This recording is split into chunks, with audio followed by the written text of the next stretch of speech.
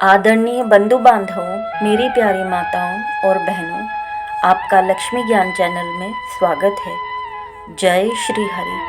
विष्णु पुराण पहला अंश 7वां अध्याय मरीचि आदि प्रजापतिगण, तामसिक सर्ग, स्वयंभुव मनु और शत्रुपा तथा उनकी संतान का वर्णन। श्री पाराशर जी बोले, फिर उन प्रजापति के ध्यान करने पर उनके देह स्वरूप भूतों से उत्पन्न हुए शरीर और इंद्रियों के सहित मानस प्रजा उत्पन्न हुई। उस समय मतिमान ब्रह्मा जी के जड़ शरीर से ही चेतन जीवों का प्रादुर्भाव हुआ। मैंने पहले जिनका वर्णन किया है, देवताओं से लेकर स्थावर पर्यंत वे सभी त्रिगुणात्मक चर और अचर जीव इसी प्रकार उत्पन्न हुए। जब महाबुद्धिमान प्रजापति की वह प्रजा पुत्र पौत्रादि क्रम से और न बढ़ी, तब उन्होंने भृगु, पुलस्त्य, पुलह, क्रतु, अंगिरा, मरीचि, दक्ष, अत्रि और वशिष्ठ, इन सब ने अपने ही सदस्य अनमानस पुत्रों की सृष्टि की। पुराणों में ये 9 ब्रह्मा माने गए हैं। फिर ख्याति, भूति, संभूति, क्षमा, प्रीति, सन्नति, ऊर्जा, अनुसूया तथा प्रसूति, इन 9 कन्याओं को उत्पन्न कर उन्हें उन महात्माओं को तुम इनकी पत्नी हो ऐसा कहकर सौंप दिया। ब्रह्मा जी ने पहले जिन सनक नादि को उत्पन्न किया था, वे निरपेक्ष होने के कारण संतान और संसार आदि में प्रवृत्त नहीं हुए। वे सभी ज्ञान संपन्न, विरक्त और मत्सरादि दोषों से रहित थे। उन महात्माओं को संसार रचना से ब्रह्मा जी को त्रिलोकी को भस्म कर देने वाला महान क्रोध उत्पन्न हुआ। हे मुने, उन ब्रह्मा जी के क्रोध के कारण संपूर्ण त्रिलोकी ज्वाला मालाओं से अत्यंत देदीप्यमान हो गई। उस समय उनकी टेढ़ी भ्रुकुटी और क्रोध संतप्त ललाट से दोपहर के सूर्य के समान प्रकाशमान रुद्र की उत्पत्ति हुई। उसका अति प्रचंड शरीर आधा नर और आधा नारी रूप था। तब ब्रह्मा जी अपने शरीर का विभाग कर ऐसा कहकर अंतर्धान हो गए। ऐसा कहे जाने पर उस रुद्र ने अपने शरीर स्त्री और पुरुष दोनों भागों को अलग अलग कर दिया और फिर पुरुष भाग को 11 भागों में विभक्त किया तथा स्त्री भाग को ही सौम्य, क्रूर, शांत, अशांत और श्याम, गौर आदि कई रूपों में विभक्त कर दिया। तदंतर हे द्विज, अपने से उत्पन्न अपने ही स्वरूप स्वयंभुव को ब्रह्मा जी ने प्रजापालन के लिए प्रथम मनु बनाया। उन स्वयंभू मनु ने अपने ही साथ उत्पन्न हुई तप के कारण निष्पाप शत्रुपा नाम की स्त्री को अपनी पत्नी रूप से ग्रहण किया। हे धर्मज्ञ, उन स्वयंभू मनु से शत्रुपा देवी ने प्रियवत और उतानपाद नामक 2 पुत्र तथा उदार रूप और गुणों से संपन्न प्रसूति और आकुति नाम की 2 कन्याएं उत्पन्न की। उनमें से प्रसूति को दक्ष के साथ तथा आकुति को रुचि प्रजापति के साथ विवाह किया। हे महाभाग, रुचि प्रजापति ने उसे ग्रहण कर लिया।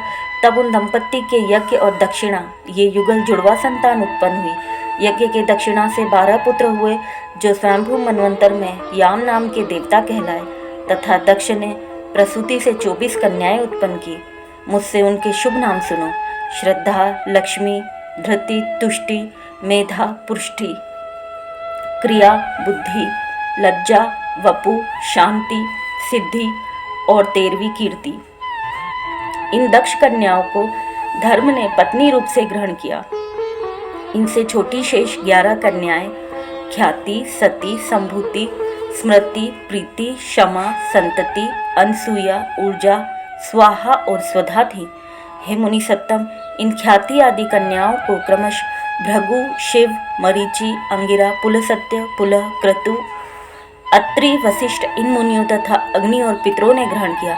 श्रद्धा से काम चला, लक्ष्मी से दर्प, धृति से नियम, तुष्टि से संतोष और पुष्टि से लोभ की उत्पत्ति हुई तथा मेधा से श्रुत, क्रिया से दंड, नय और विनय, बुद्धि से बोध, लज्जा से विनय, वपु से उसका पुत्र, व्यवसाय, शांति से क्षेम, सिद्धि से सुख और कीर्ति से यश का जन्म हुआ। यही धर्म के पुत्र हैं। रति ने काम से धर्म के पौत्र हर्ष को उत्पन्न किया। अधर्म की स्त्री हिंसा थी, उससे अनत नामक पुत्र और निकृति नाम की कन्या उत्पन्न हुई। उन दोनों से भय और नरक नाम के पुत्र तथा उनकी पत्नियां माया और वेदना नाम की कन्याएं हुई। उनमें से माया ने समस्त प्राणियों का संहार करता मृत्यु नामक पुत्र उत्पन्न किया। वेदना ने भी रौरव नरक के द्वारा अपने पुत्र दुख को जन्म दिया और मृत्यु से व्याधि, जरा, शोक, तृष्णा और क्रोध की उत्पत्ति हुई। ये सब अधर्म रूप है और दुखोत्तर नाम से प्रसिद्ध है, क्योंकि इनसे परिणाम में दुख ही प्राप्त होता है। इनके ना कोई स्त्री है और न संतान, ये सब ऊर्ध्वरेता हैं। हे मुनि कुमार, ये भगवान विष्णु के बड़े भयंकर रूप हैं और यही संसार के नित्य प्रलय के कारण होते हैं। हे महाभाग, दक्ष, मरीचि, अत्रि और भृगु आदि प्रजापतिगण इस जगत के नित्य सर्ग के कारण हैं, तथा मनु और मनु के पराक्रमी, सन्मार्ग परायण और शूरवीर पुत्र राजागण इस संसार की नित्य स्थिति के कारण हैं। श्री मैत्रेय जी बोले, हे ब्राह्मण, आपने जो नित्य स्थिति, नित्य सर्ग और नित्य प्रलय का उल्लेख किया, सो कृपा करके मुझसे इनका स्वरूप वर्णन कीजिए। श्री पराशर जी बोले, जिनकी गति कहीं नहीं रुकती, वे अचिंत्य आत्मा, सर्वव्यापक भगवान मधुसूदन निरंतर इन मनु आदि रूपों से संसार की उत्पत्ति, स्थिति और नाश करते रहते हैं। हे द्विज, समस्त भूतों का 4 प्रकार का प्रलय है, नैमित्तिक, प्राकृतिक, आत्यंतिक और नित्य। उनमें से नैमित्तिक प्रलय ही ब्रह्म प्रलय है, जिसमें जगतपति ब्रह्मा जी कल्पांत में शयन करते हैं, तथा प्राकृतिक प्रलय में ब्रह्मांड प्रकृति में लीन हो जाता है। ज्ञान के द्वारा योगी का परमात्मा में लीन हो जाना आत्यंतिक प्रलय है, और रात दिन जो भूतों का क्षय होता है वही नित्य प्रलय है। प्रकृति से महत्वादि क्रम से जो सृष्टि होती है वह प्राकृतिक सृष्टि कहलाती है, और अवान्तर प्रलय के अनंतर जो ब्रह्मा के द्वारा चराचर जगत की उत्पत्ति होती है वह दैनंदिनी सृष्टि कही जाती है। और हे मुनिश्रेष्ठ, जिसमें प्रतिदिन प्राणियों की उत्पत्ति होती रहती है, उसे पुराणार्थ में कुशल महानुभावों ने नित्य सृष्टि कहा है। इस प्रकार समस्त शरीर में स्थित भूत भावन भगवान विष्णु जगत की उत्पत्ति, स्थिति और प्रलय करते रहते हैं। हे मैत्रेय, सृष्टि, स्थिति और विनाश की इन वैष्णवी शक्तियों का समस्त शरीरों में समान भाव से अहर्निश संचार होता रहता है।